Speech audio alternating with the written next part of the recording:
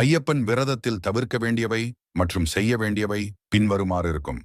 தவிர்க்க வேண்டியவை குடைப்பிடிப்பது, காலணிகள் உபயோகிப்பது, சவரம் செய்தல், புலால் உண்பது, பொய்களவு, சூதாடுதல், போதை வஸ்துக்கள், மது, புகை, போதைப் பொருட்கள் ஆகியவை தவிர்க்க வேண்டும். பகல் நேரத்தில் தூங்கக்கூடாது. இரவில் படுக்கை விரிக்காமல், தலையணை மற்றும் மெத்தை உபயோகிக்காமல் தரையில் சிறு துண்டு விரித்து படுக்க வேண்டும். துக்க காரியங்களில் கலந்து கொள்வதும் அசைவ உணவு உண்ணுவதும் தவிர்க்க வேண்டும். விரத காலத்தில் சைவ உணவு மட்டும் உண்பது மிக முக்கியம்.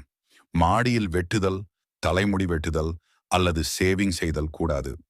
உட்கார்ந்தவுடன் சாமி சரணம் என தொடங்கி விடை பெறும்போது அதே சொல்லை கூற வேண்டும். பொய், களவு, சண்டை, சச்சரவுகள், காம இச்சைகள், கடும் சொற்கள் பேசுதல், கோபம் கொள்ளுதல் தவிர்க்கப்பட வேண்டும். மாலை அணிந்து கண்கள் மட்டும் காண வேண்டும்.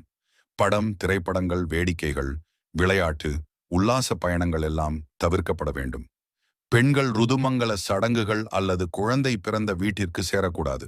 செய்ய வேண்டியவை பிரம்மச்சரிய விரதம் கடைபிடிக்க வேண்டும்.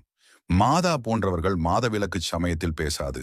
தினமும் ஆலய வழிபாடு, கூட்டு பஜனைகளில் கலந்து கொண்டு செய்திட வேண்டும். எண்ணெய் தேய்த்து குளித்தல், சுருக்கமான உடை அணிவது, கருமையை குறைக்கும் வழிபாடுகள் செய்ய வேண்டும். யாத்திரைக்கு இருமுடி சுமந்து வீடு விட்டு எவரிடமும் விடை பெறாமல் புறப்பட வேண்டும். மனம், வாக்கு, செயல் தூய்மையாக்கி ஐயப்பனை எண்ணி பக்தி பாடல்கள் பாட வேண்டும். மற்றவர்களிடம் பேசும்போது நட்பு, மரியாதை சேரும் சொற்களை மட்டுமே உபயோகிக்க வேண்டும்.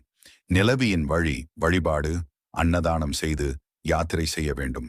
விரத காலத்தில் உணவின் அளவை குறைத்து இயன்றவரை குறைந்த உணவு சாப்பிட வேண்டும். எல்லோரிடமும் சாந்தமாக பழகு, சண்டை விரோதமாக இருங்கள். இப்படி ஐயப்பன் விரதம் கடைபிடிப்பவர்கள் உடல், மனதின் தூய்மை ஆகியவற்றை அதிகரித்து ஆன்மீக வளர்ச்சிக்காக பயனடைவார்கள. சுவாமியே சரணம் ஐயப்பா.